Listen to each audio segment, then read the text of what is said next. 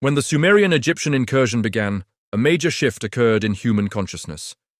Human DNA was disrupted, and the original fire letters and geometric codes within the planetary morphogenetic fields were distorted. This interference weakened higher sensory perception, cutting humanity off from multidimensional awareness, alternate timelines, and extra-dimensional intelligences. The takeover of the Stargate systems in Egypt, linked to what is known as the Luciferian Rebellion, enabled Anunnaki and Dark Force factions to suppress collective human memory. This erasure occurred within the astral plane and soul matrix layers, where a false ascension matrix was installed. Its function was to trap souls in repeated reincarnation cycles, effectively recycling consciousness rather than allowing true liberation.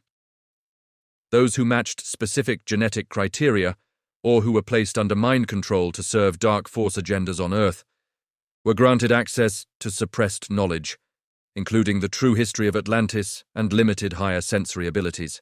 Over time, these groups infiltrated ruling bloodlines and monarchies, maintaining control through ritualized extraction of life force.